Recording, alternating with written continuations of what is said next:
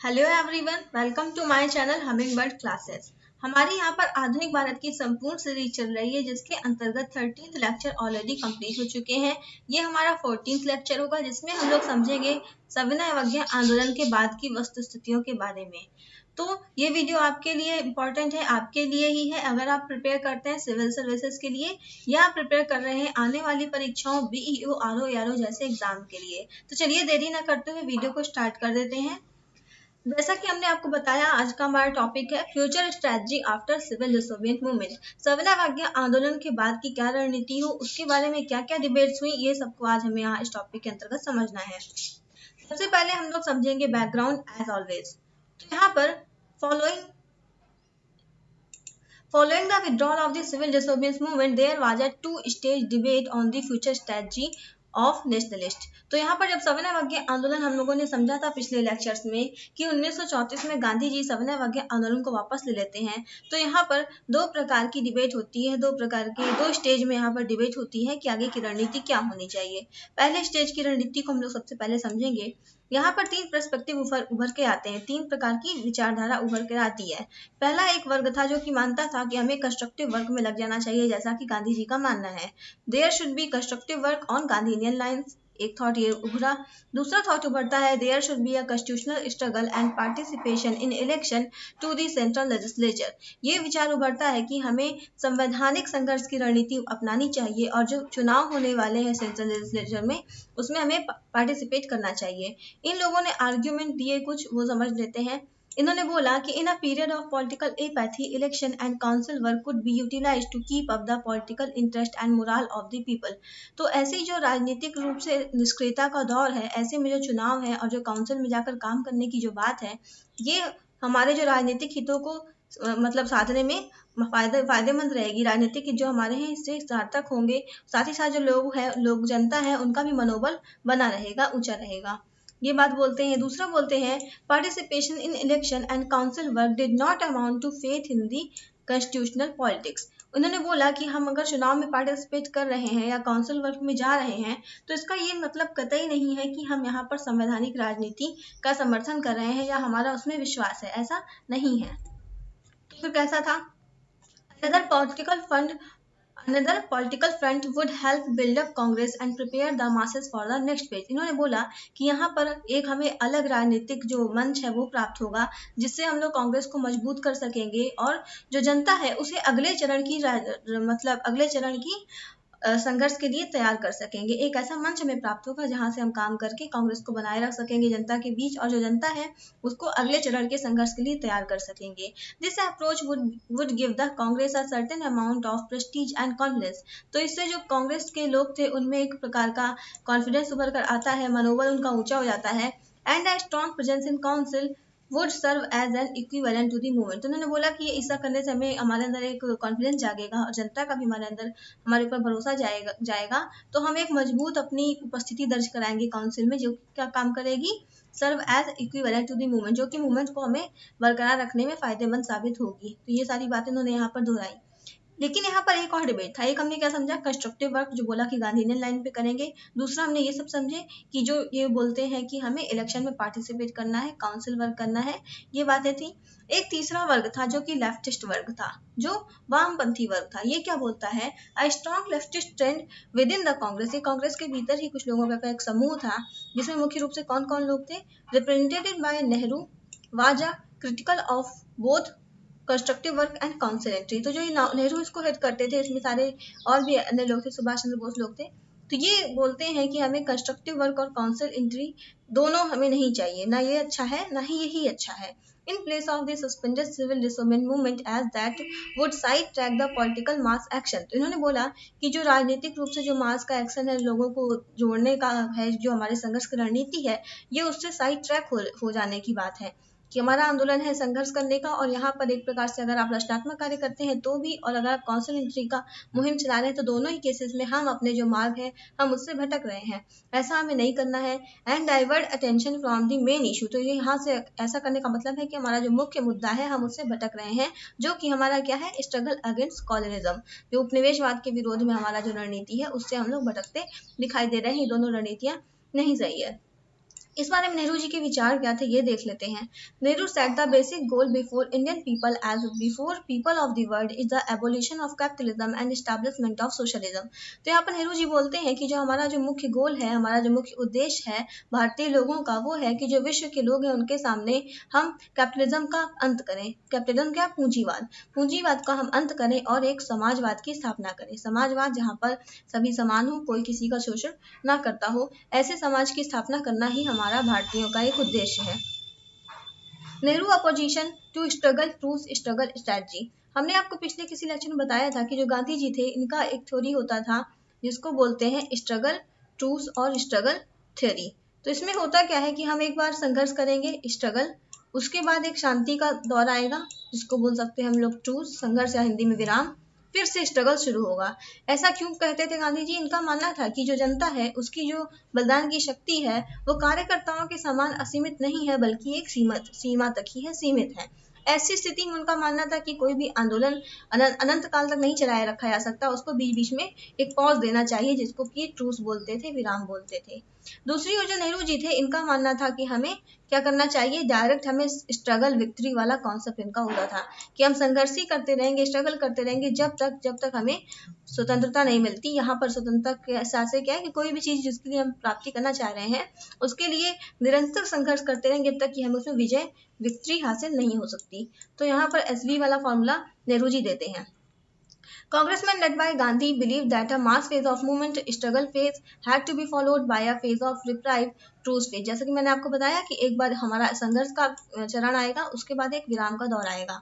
Before the next stage of mass struggle could be taken up, उसके बाद ही हम फिर से मास स्ट्रगल चालू कर पाएंगे। The truce period, it was argued, would enable the masses to recoup their strength to fight and also give the movement a chance to respond to the demands of the nationalists। तो इससे क्या होगा कि अगर हम बीच में pause लेते हैं तो उसका क्या लाभ होगा, ये गांधी जी और बाकी कांग्रेस के कार्यकर्ता ये बोलते थे कि इससे क्या होगा, जो जनता है वो अपनी शक्तियों को फिर से एकत्रित कर पाएगी, फिर से मजबूत स्थिति में आएगी जनता, और साथ ही साथ ये टाइम देगा जो ब्रिटिशर्स हैं जिनसे हम कोई बात की डिमांड कर रहे हैं, ये उन्हें टाइम देगा कि वो हमारी मांगों पर विचार कर सके, उसके बारे में कुछ विचार कर सके। ये बातें थी और उसके एक प्रत्युत्तर दे सके, उसका आंसर दे सके। This was the struggle truce struggle और STS स्ट्रेटजी। तो इसी को संघर्ष विराम संघर्ष की रणनीति बोला गया। तो नेहरू जी इसके खिलाफ पेश करते हैं अपनी थ्योरी कि हमें नहीं, संघर्ष और विराम के बजाय हमें संघर्ष और विक्ट्री वाली कॉन्सेप्ट चाहिए। हम स्ट्रगल करेंगे जब तक कि हमें विक्ट्री नहीं मिल जाती। Finally yes to the council entry. तो यहाँ पर अंततः क्या होता है, काउंसिल एंट्री के लिए हाँ बोल दिया जाता है। इनको समझ लेते हैं हम लोग।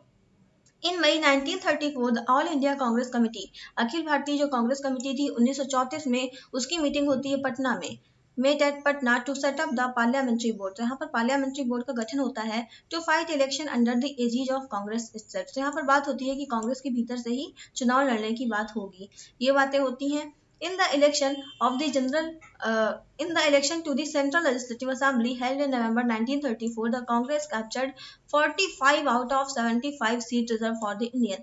तो यहाँ पर 75 सीटें रिजर्व थी इंडियंस के लिए जो चुनाव होते हैं सेंट्रल लेजिस्लेटिव असेंबली की 1934 में। तो यहाँ पर 75 सीटें जो इंडियन के लिए रिजर्व थी उसमें से 45 सीटों पर कांग्रेस अपना कब्जा कर लेती है। इसके बाद आता है गवर्नमेंट ऑफ इंडिया एक्ट 1935। आप कहेंगे कि अचानक से ये 1935 वाला एक्ट कहाँ से आ गया? तो ये हरगिज अचानक से नहीं आया है। 1919 का एक्ट आया था, हमने आपको बताया था, काफी इसका विरोध किया गया था, इसको संतोषजनक नहीं बोला गया था, असंतोषजनक बोला गया था। साइमन कमीशन अपॉइंट हुए थे, वो भी कुछ बातें बताते हैं, कुछ रिफॉर्म बताते हैं, ये सारी बातें चल रही थी। गांधी इरविन का समझौता होता है, गोलमेज सम्मेलन होता है, वहां मैंने आपको बताया था व्हाइट पेपर वाली बात की, वहां पे कुछ बातें बोली गई थी कि इसको हम लोग इंक्लूड करेंगे, रिफॉर्म होगा, आगे का जो स्थिति बनेगी। तो इन सारी बातों से यहाँ ऑरिजिनेट होता है 1935 का government of India act, Bharat शासन अधिनियम। तो इसको समझ लेते हैं हम लोग। तो amidst of the struggle of 1932, third round table conference held in November, again without the Congress participation. तो जो संघर्ष चल रहा था 1932 के दौर में, उसी समय तीसरा गोलमेज सम्मेलन होता है लंदन में, जिसमें कि कांग्रेस ने भाग नहीं लिया था। हमने आपको ये भी बताया था कि कांग्रेस ने केवल दूसरे गोलमेज सम्मेलन में भाग लिया था, जिसमें कि गांधी जी गए थे, और पहले और तीसरे में गांधी यानी कि कांग्रेस का कोई प्रतिनिधित्व नहीं हुआ था। The discussion led to the formulation of the act of 1935। तो इसी में जो डिस्कशन हुए उसी से इसका ऑरिजिन होता है 1935 के एक्ट का। अब इसका मेन फीचर क्या था, इसे एक एक करके बहुत अच्छे से समझना है। क्यों समझना है? क्योंकि ये बहुत ज़्यादा इंपॉर्टेंट होता है। आपको पता होना चाहिए कि 1773 का जो रेगुलेटिंग एक्ट है, 1773 का रेगुलेटिंग एक्ट से लगा के हमारा कौन कौन सा आता है? पिट्स इंडिया एक्ट आता है 84 में, और 1909 का सेपरेट इलेक्टोरेट वाला पार्लियामेंट्री रिफॉर्म, उसके बाद आता है हमारा मॉन्टेग्यू चेम्सफोर्ड, इसके बाद ये 1935 वाला ये हो गया। ये सारे बहुत ज़्यादा इंपॉर्टेंट है, हर एक एग्जाम में इससे क्वेश्चन पूछे जाते हैं, इसीलिए जब भी आते हैं तो हम कोशिश करते हैं पूरे ध्यान से कि इसको बहुत अच्छे से समझाने का कोशिश करें। चलिए फिर स्टार्ट करते हैं इसको। तो यहाँ पर सबसे मेन फीचर इसका क्या था कि एक all India federation, Akhil Bharatiya संघ की स्थापना की बात यहाँ पर की गई थी। Federation formation was conditional on the fulfilment of, तो यहाँ पर ये कंडीशनल था, ये वैकल्पिक एक विषय था, ये 2 ही शर्तों में पूरा होता, अगर ये शर्तें पूरी होती तभी। यहाँ बोला गया कि states with allotment of 52 seats in the proposed council of state should agree to join the federation. अगर कोई राज्य ऐसा है जहाँ पर 52 सीट है राज्यसभा की, जो काउंसिल ऑफ स्टेट है वहां पर अगर वो 52 सीट धारण करता है तो उसे जो संघ होगा उसमें ज्वाइन करना पड़ेगा, ये बात थी। Aggregate population of the state in the above category should be 50% of the total population of all Indian state. अगर कोई राज्य ऐसा है कि जिसकी जो जनसंख्या है वो पूरी जो इंडियन स्टेट्स की जनसंख्या है उसकी 50% से अधिक है तो भी उसे ज्वाइन करना पड़ेगा। Since these condition were not fulfilled, the central government carried up to 1946 as per the provision of the Government of India Act 1919। तो यहाँ पर ये दोनों कंडीशन कभी पूरी नहीं हो पाती हैं, इसके कारण जो भारतीय सरकार थी उस समय की ब्रिटिश गवर्नमेंट जो भारत में रूल कर रही थी वो 1946 तक किसके आधार पर चलती रही? गवर्नमेंट ऑफ इंडिया एक्ट 1919 के आधार पर ही ये सरकार चलती रहती है। फेडरल लेवल पे अब हम लोग समझ लेते हैं क्या क्या यहाँ पर वस्तुस्थितियां थी। फेडरल लेवल पे जो एग्जीक्यूटिव थी वो governor general was the pivot of the entire constitution, पूरे संविधान का जो मुख्य केंद्र बिंदु था वो गवर्नर जनरल ही था। Subject to be administered were divided into reserve and transferred, जो भी विषय थे जो प्रशासन के उनको 2 भागों में डिवाइड किया गया था, एक होते थे रिजर्व सब्जेक्ट और दूसरे होते थे ट्रांसफर्ड यानी कि आरक्षित और हस्तांतरित subject. Governor general could act in his individual judgement in the discharge of his specific responsibilities for the security and tranquillity of India. भारत में शांति और सुरक्षा बनाए रखने के उद्देश्य से जो गवर्नर जनरल था वो अपने व्यक्तिगत जजमेंट के आधार पर निर्णय ले सकता था, क्योंकि उसका मानना था कि हमारी स्पेशल रिस्पॉन्सिबिलिटी है इस बारे में, तो हम ऐसा निर्णय ले सकते हैं। लेजिस्लेचर कैसी थी? लेजिस्लेचर में यहाँ बाई कैमरल यानी कि 2 सदनीय व्यवस्था की गई थी। Was to set have an upper house, एक अपर हाउस होता है जिसको कि काउंसिल ऑफ स्टेट बोला जाता, एंड द लोअर हाउस जिसको बोला जाता फेडरल असेंबली। कौन कौन सी? काउंसिल ऑफ स्टेट और federal assembly. The council of state was to be a 260 member house, जो राज्यों की सभा होती, CS काउंसिल ऑफ स्टेट, यहाँ पर 260 सदस्य होने थे। और जो दूसरा है हमारा क्या? Federal assembly. फेडरल असेंबली में यहाँ पर 375 सदस्य होने थे, 375 मेंबर्स, ध्यान रखने वाली बात है। Oddly enough, election to the Council of State was direct and that of the Federal Assembly indirect। तो यहाँ पर एक अपोजिट सी बात देखने को मिलती है कि जो राज्यों का सदन था यहाँ पर जो इलेक्शन थे ये डायरेक्ट थे, प्रत्यक्ष चुनाव हो रहे थे, मतलब कि जनता डायरेक्ट चुन के भेज रही है इन लोगों को, जबकि जो यहाँ पर फेडरल असेंबली थी यहाँ पर इनडायरेक्ट इलेक्शन थे, यानी कि कोई और किसी और को चुनेगा, फिर जो किसी और होंगे जो बीच वाले स्टेप के लोग हैं वो इसे इलेक्ट करेंगे। तो ये चीजें गलत थी। जैसा कि आज हम देखते हैं कि जो राज्यसभा होता है उच्च सदन, वहां पर अधिकांश लोग इनडायरेक्टली इलेक्ट होते हैं, बट जो लोअर हाउस होता है लोकसभा हमारा, वहां पर अधिकांशतः लोग चुन के ही जाते हैं। बहुत कम लोगों का नॉमिनेशन यहाँ पर देखने को मिलता है, वो भी अभी कम कर दिया गया है, खत्म ही कर दिया गया है काफी हद तक। तो यहाँ पर council of state was to be a permanent body, जो काउंसिल ऑफ स्टेट थी वो एक परमानेंट बॉडी होनी थी, with 1/3 members retiring every 3rd year. हर तीसरे साल पे 1/3 लोग यहाँ पर रिटायर होते जाते। The duration of the assembly was to be 5 year, जो असेंबली थी उसका कार्यकाल 5 वर्ष का होना था।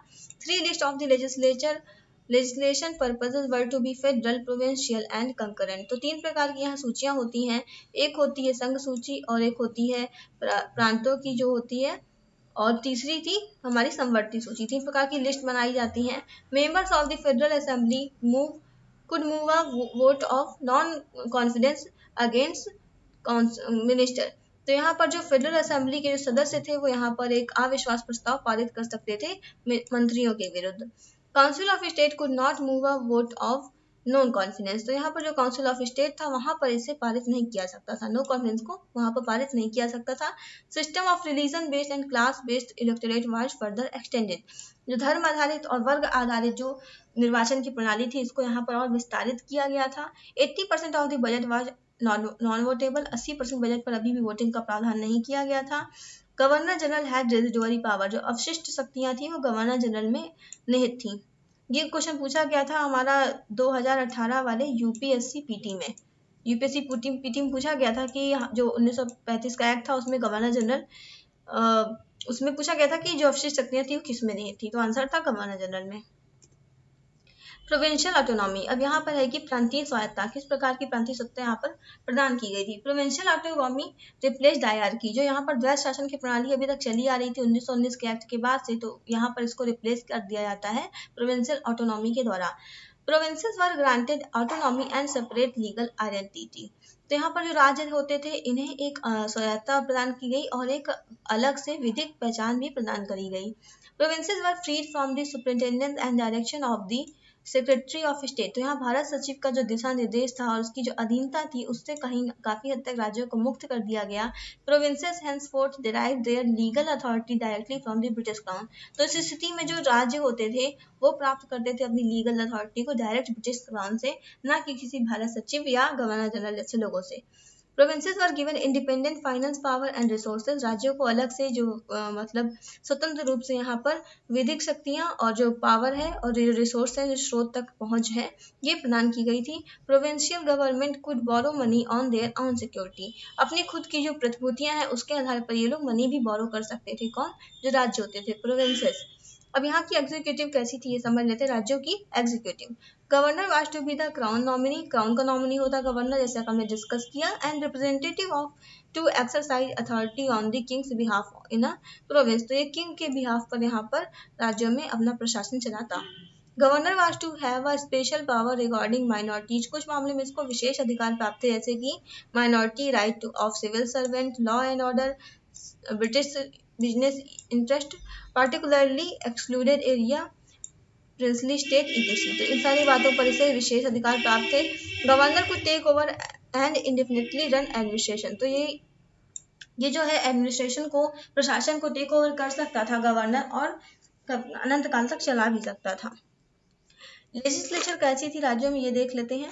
Separate electorate based a communal award were to be made operational, जो यहाँ पर कम्युनल अवार्ड में सेपरेट इलेक्टोरेट लाया गया था, इसको प्रभावी बना दिया गया। All members were to be directly elected, सभी लोग प्रत्यक्ष रूप से चुने जाने थे। Franchise was extended, women got the right on the same basis as a man, यहाँ पर मताधिकार भी बढ़ाए गए और महिलाओं को भी पुरुषों के समान मत देने का अधिकार प्रदान किया गया। Minister were to be administer all provincial subject in a council of minister headed by a prime minister, यहाँ पर प्राइम मिनिस्टर जो था, मिनिस्टर जो थे वो सारा कुछ एडमिनिस्टर करने वाले थे सारे राज्यों में, काउंसिल ऑफ मिनिस्टर में, जिसको की हेड करता था prime minister. This is prime minister, sorry for मिसटाइप।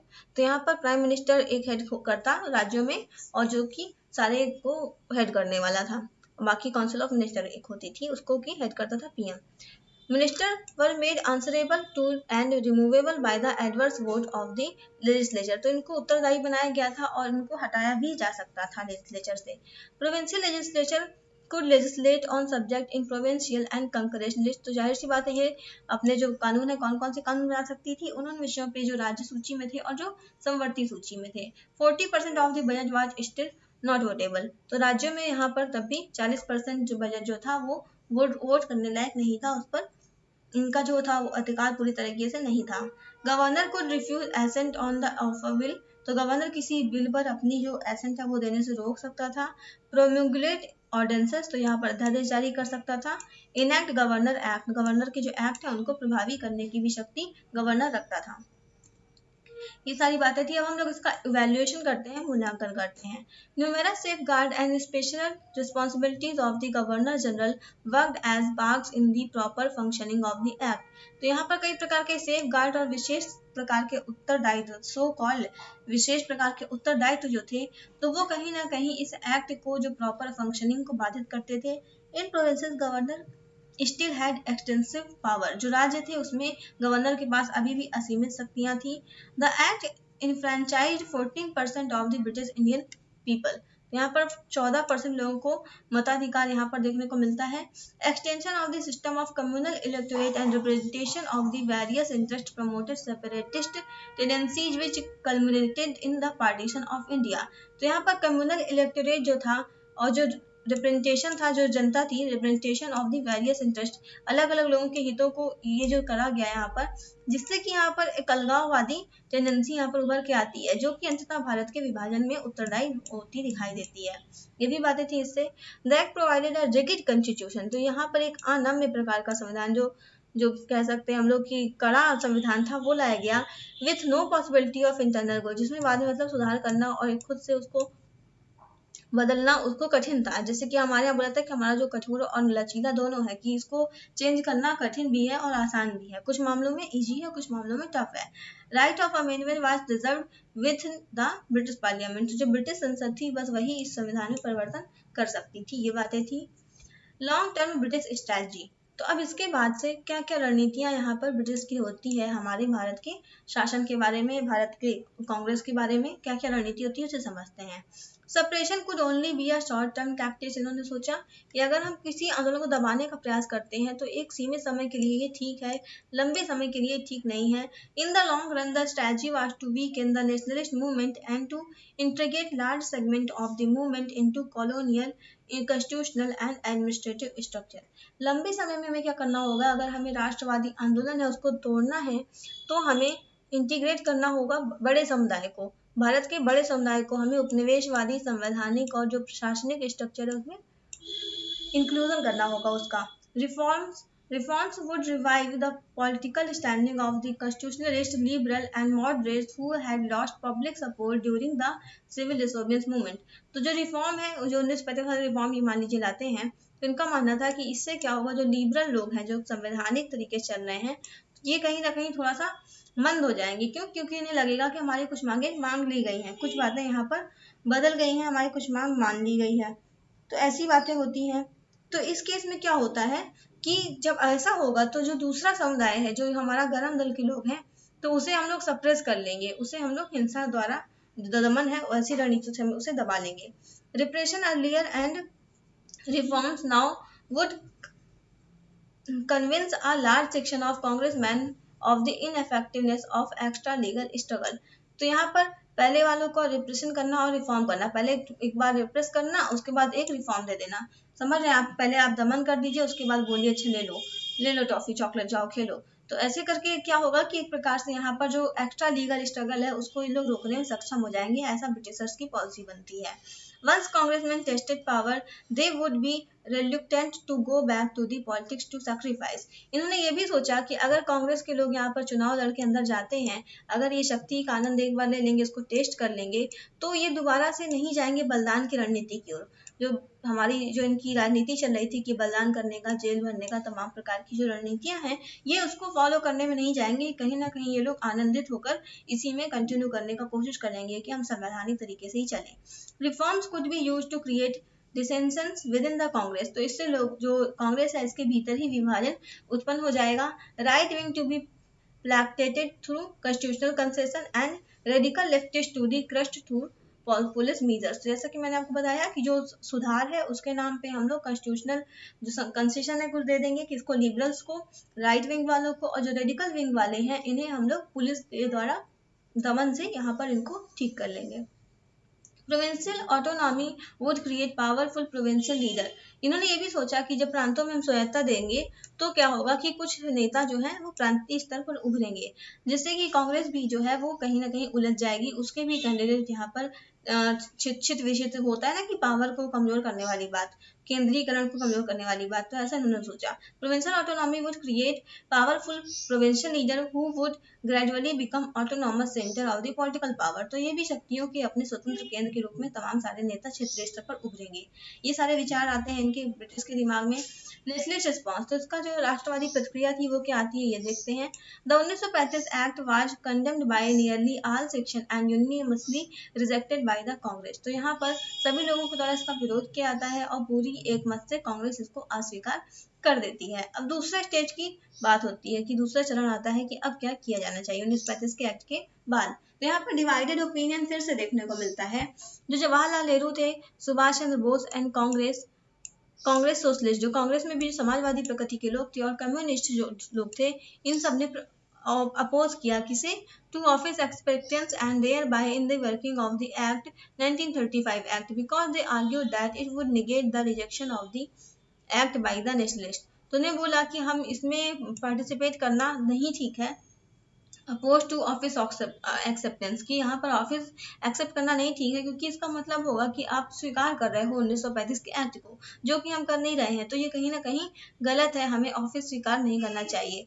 As a counter strategy the leftist proposed entry into the council with an aim to create deadlock, thus making the working of the act impossible। दूसरी ओर से देखने को मिलता है कि counter strategy करते हैं leftist people और ये सोचते हैं कि हमें काउंसिल में पार्टिसिपेट करना चाहिए, वहाँ पे काम को बाधा पहुंचानी चाहिए, डेडलॉक क्रिएट करना चाहिए, thus making the working of act impossible, जिससे कि जो एक्ट है वो काम ही ना कर पाए, कुछ चीज आगे बढ़ ही ना पाए। Proponents of the office expense argued that they were equally committed to combating the 1935 Act, but work in legislature was to be only a short-term tactics। तो यहाँ पर जो ऑफिस को स्वीकार करने वाले लोग थे, उन्होंने एक्सप्लेन करी अपनी बात कि हम यहाँ पर कमिटेड हैं, 1935 के एक्ट का विरोध करने के लिए हम कमिटेड हैं, बट ये एक सीमित समय के लिए होगा, हम जो यहाँ पार्टिसिपेट करेंगे ये सीमित समय के लिए होगा, आवश्यकता पड़ने पर जब भी बोला जाएगा तो वी विल रिजाइन, ये भी बातें थी। अब गांधी जी की क्या पोजीशन थी, ऐसे में गांधी जी क्या बोलते हैं, Gandhi oppose the office acceptance in the CWC Congress working committee meeting, but by the beginning of 1936 he was willing to give a trial to the formation of the Congress ministry। तो यहाँ गांधी जी बिल्कुल इसके पक्षधर नहीं थे कि कांग्रेस जो है वो इसमें पार्टिसिपेट करे चुनावों में, लेकिन वो 1936 आते आते वो सोचते हैं कि हाँ कांग्रेस के मंत्रालय की स्थापना होनी चाहिए, कांग्रेस को मिनिस्ट्री अपनी बनानी चाहिए। In February 1937 election to the provincial assembly were held. 1937 के फरवरी माह में यहाँ पर राज्यों की असेंबली के चुनाव होते हैं। Election were held in 11 provinces, 11 राज्यों में यहाँ पर चुनाव देखने को मिलते हैं, उनके नाम है मद्रास, मध्य प्रांत, बिहार, उड़ीसा, उत्तर का प्रांत, संयुक्त प्रांत एक्चुअली यूनाइटेड प्रोविंस जो यूपी है हमारा, बॉम्बे प्रेसिडेंसी, आसाम, उत्तर पश्चिम सीमा प्रांत, बंगाल, पंजाब, सिंध। फिर से देख लेते हैं जल्दी से, मद्रास, संयुक्त प्रांत, बिहार, उड़ीसा, मध्य प्रांत, Bombay presidency, Assam, north west frontier province, Bengal, Punjab और सिंध। तो ये सारी बातें थी। गांधी जी यहाँ पर सोचते हैं कि नहीं लड़ लेना चाहिए चुनाव। Congress manifesto for the election, अब जब चुनाव की बात होती है तो कांग्रेस यहाँ पर एक अपना घोषणा पत्र लाती है जो बात करती है कि हम पूरी तरह से 1935 के एक्ट का विरोध करते हैं। अब इलेक्शन होते हैं, इलेक्शन के बाद चुनाव के बाद आएगा उसका नतीजा, तो नतीजा क्या रहता है, Congress won 716 seat out of the 1161 seat. तो 1161 सीट जो थी उस पर चुनाव कांग्रेस लड़ती है, जिसमें से 716 सीटों पर ये कांग्रेस विजयी होती है सारे राज्यों में overall. It got a majority in all province, सभी राज्यों में इसने बहुमत से सरकार स्थापित करी। कुछ राज्य इसके अपवाद थे, वो थे बंगाल, आसाम, पंजाब, सिंध और north west frontier province. Bengal, Assam, Punjab, Sindh और नॉर्थ वेस्ट फ्रंटियर प्रोविंस, इनके अलावा सब जगह ये स्टैब्लिश करती है अपनी सरकार बहुमत से। नेक्स्ट हमारा चैप्टर है कांग्रेस रूल इन प्रोविंसेस। अब जब यहाँ पर रूल में आती है कांग्रेस, जहाँ पे भी राज्यों में कांग्रेस ने अपनी सरकार बनाई, उसने यहाँ पर कैसा कैसा प्रदर्शन किया उसे हम यहाँ पर समझेंगे। बहुत छोटा सा चैप्टर है, कुछ ही स्लाइड से यहाँ पर परेशान नहीं होना है। Congress ministry were formed in Bombay, तो हमने आपको बताया कि कहाँ कहाँ बनी थी, कहाँ कहाँ 11 जगह इलेक्शन हुए थे, कुछ जगह पे के अलावा बाकी जगह मेजोरिटी से कांग्रेस अपनी सरकार बनाती है। तो यहाँ पर कौन कौन से राज्यों में सरकार बनती है ये देखते हैं, बॉम्बे, मद्रास, मध्य प्रांत, उड़ीसा और यहाँ पर संयुक्त प्रांत, Bihar, later in the north west frontier province and Assam also. तो यहाँ पर भी मिलजुल के बाद में बना लेती है। तो यहाँ पर कांग्रेस के मंत्रालयों का गठन होता है। गांधी जी एडवाइस, गांधी जी कुछ यहाँ पर एडवाइस करते हैं। इन्होंने बोला Congress man to hold these office tightly and lightly and not tightly. इन्होंने बोला कि जो ऑफिस है उसको हल्के से पकड़ो, ज्यादा कस के पकड़ने की जरूरत नहीं है। The offices were to be seen as the crown of thrones. इन्होंने बोला कि कांटों का मुकुट है, ये कांटों का मुकुट है, ज्यादा इससे प्रेम में और मुंह माय में पड़ने की कोई जरूरत नहीं है। Work under Congress ministry, Congress के मंत्रालयों के अंतर्गत क्या क्या काम हुए ये देख लेते हैं। सिविल लिबर्टी, जो नागरिक थे उनकी स्वतंत्रता के मद्देनजर क्या क्या प्रावधान यहाँ पर ये लोग अपने कार्यकाल में कर पाते हैं। लॉज गिविंग इमरजेंसी पावर्स वर रिपील्ड, जो भी ऐसे नियम थे, कानून थे जो कि इमरजेंसी पावर प्रदान करते थे, इनको हटाया गया। Ban on illegal organisation and on certain books and general, जो अवैध जो संगठन होते थे और जो किताबें जनरल पर जो बैन लगाया हुआ था उसे हटाया गया। प्रेस के रिस्ट्रिक्शन हटाई गई, न्यूज़पेपर को ब्लैक लिस्ट से हटाया गया, ये सारी चीजें की गई। Confiscated arms and arm licences were restored, जो शस्त्र थे इनको रखना जो इन्होंने गैर कानूनी टाइप का बना दिया था उसमें ये लोग सुधार लाते हैं। Police power were curved and the CID stopped shadowing politician, तो यहाँ पर जो पुलिस थी इसकी शक्तियों को थोड़ा सीमित किया गया और CID ने भी कम किया जो राजनीति है इसमें भाग लेना, राजनीतिक जो हमारे नेता थे उनको टॉर्चर करना यहाँ पर CID कम कर देती है, उन्हें परेशान करना। Political prisoners and revolutionaries were released, जो हमारे राजनीतिक जो कैदी थे और जो क्रांतिकारी थे उन्हें मुक्त किया गया। And deportation and internment order was revoke, तो यही चीजें होती हैं। In Bombay lands confiscated by the government during the civil disobedience movement was restored, Bombay में जो भूमियों का अधिग्रहण किया गया था सविनय अवज्ञा आंदोलन के दौरान इनको वापस से दे दिया जाता है। Pension of the official associated with the civil disobedience movement was restored, जो भी लोग सविनय अवज्ञा आंदोलन से जुड़े थे उनकी जो पेंशन होती थी, ऑफिशियल्स की जो काम करने वाले थे सरकारी नौकरियों में उनकी जो पेंशन थी उसको भी रिस्टोर यहाँ पर किया जाता है। एग्रेरियन रिफॉर्म, जो कृषि थे उसमें क्या क्या सुधार ये कर पाती है जो प्रांतिक सरकार थी वो। The ministry did not have adequate power, तो यहाँ पर असीमित शक्तियां नहीं थी, सीमित थी इनकी शक्तियां। दरअसल ये कुछ मामलों में यहाँ पर फेलियर दिखाई देती है गवर्नमेंट, इसलिए यहाँ पर ये टॉपिक है कि कृषि के मामले में क्या क्या सुधार ये कर पाई। There was inadequate financial resources, जो थे जो वित्तीय संसाधन थे वो भी सीमित थे। एज अ लॉयन शेयर क्या, इससे बड़ा शेयर जो होता है ना कि लॉयन शेयर सबसे बड़ा खाएगा, was appropriated bye the government of India, तो यहाँ पर गवर्नमेंट ऑफ इंडिया सबसे बड़ा शेयर रखता था। Strategy of class adjustment was another hurdle since zamindar etc had to be consolidated and neutralised, तो यहाँ पर जो क्लास था उसमें एडजस्टमेंट करना भी दिक्कत का काम था। There was constrainment of the time since the logic of the Congress politics was confrontation and not cooperation with colonialism, तो यहाँ पर ये भी बात थी कि इनके पास समय सीमित था, क्योंकि ये यहाँ पर ये विरोध करने गए थे, ब्रिटिशर्स का विरोध करने गए थे ना कि उनका सहयोग करने थे। जाहिर सी बात है इनका मुख्य काम तो विरोध करना था, तो ऐसे में इनके पास पर्याप्त टाइम नहीं था कि वो यहाँ पर ज्यादा रिफॉर्म कर पाते, ज्यादा कुछ सुधार ला पाते। War clouds had started hovering around 1938, 1938 आते आते यहाँ पर युद्ध की स्थितियां मंडराने लगी थी, तो ये भी दिक्कत थी। द रिएक्शनरी सेकेंड चैम्बर, जो प्रतिक्रियावादी द्वितीय जो दल था, द्वितीय जो सदन था, हाउस था, legislative council, dominated by landlord, तो यहाँ पर लैंडलॉर्ड, मनी लैंडर, कैपिटलिस्ट जैसे लोग थे जो उत्तर प्रदेश में थे, बिहार, बॉम्बे, मद्रास, असम ये सब में थे। Had to be consolidated as its support was necessary for the legislation, तो यहाँ पर इनका जो सहयोग था वो आवश्यक था, लेकिन अगर उसमें ऐसे लोग होंगे जमींदार और साहूकार पूंजीवादी लोग, तो फिर बताइए कैसे संभव था कृषि सुधार, तो ये भी दिक्कत थी। The agrarian structure was too complex, तो यहाँ पर जो कृषि का स्ट्रक्चर था हमारे देश में वो भी काफी जटिल था। नेक्स्ट है हमारा एटीट्यूड टुवर्ड्स लेबर, जो श्रमिक है उनके बारे में क्या यहाँ पर एटीट्यूड था इन लोगों का। The basic approach was to advance workers interest while promoting industrial peace, जो औद्योगिक शांति है वो भी बनी रहे और जो श्रमिक वर्ग है उसके भी हित बने रहे, ऐसा प्रकार का अप्रोच इनका होता है। The ministry took recourse to section 144 and arrested the leader, तो यहाँ पर मिनिस्ट्री यहाँ पर रिकर्स करती है 144 का जो सेक्शन था उसका और अरेस्ट करती है इसके लीडर्स को, ये वो बातें होती हैं। सोशल वेलफेयर रिफॉर्म, जो सामाजिक सुधार थे उसमें क्या क्या सामाजिक कल्याणकारी सुधार उसमें क्या क्या होता है। Prohibition import in certain areas, कुछ जो क्षेत्र थे वहां पर जो शराब का उपभोग और जो बेचना था इस पर बैन लगाया जाता है। Measures for the welfare of हरिजनों के कल्याण के लिए यहाँ पर कदम उठाए जाते हैं। Attention given to the primary technical and higher education and to the public health and sanitation, जो प्राथमिक था और जो तकनीकी और जो उच्च शिक्षा थी, पब्लिक हेल्थ था, जो स्वच्छता थी, इन सब मामलों में यहाँ पर ध्यान दिया गया। इनकरेज किया गया खादी को through subsidies and other measure, subsidy वगैरह प्रदान की गई खादी को। प्रिजन रिफॉर्म अंडरटेकन, जो जेल सुधार थे वो हुए। Encouragement given to the indigenous enterprises, जो हमारे जो देशी जो कार्यकर्ता थे, जो देशी इंटरप्रेन्योर थे, उद्यम उन्हें भी यहाँ पर इनकरेज किया गया। Efforts taken up to develop planning through national planning committee, राष्ट्रीय योजना जो समिति है उसके आधार पर यहाँ पर प्लानिंग करने की बात की गई, जिसको की हेड किया था सुभाष चंद्र बोस जी ने। तो up under the Congress president Subhash Bose in 1938। Extra parliamentary mass activity by Congress, तो यहाँ पर हम देखते हैं कि संवैधानिक और जो पार्लियामेंट्री काम थे उसके अलावा कुछ ऐसे काम किए गए जो कि संसद से बाहर के काम थे, जैसे कि launching of mass literacy campaign, जो जनता है उसमें शिक्षा को बढ़ाने का काम ये लोग करते हैं। Setting up of Congress police station, Congress के पुलिस स्टेशनों की स्थापना, पंचायतों की स्थापना। कांग्रेस ग्रीवांस कमेटी, कांग्रेस की जो शिकायत करने की कमेटी थी उसकी स्थापना। Presenting mass petition to the government.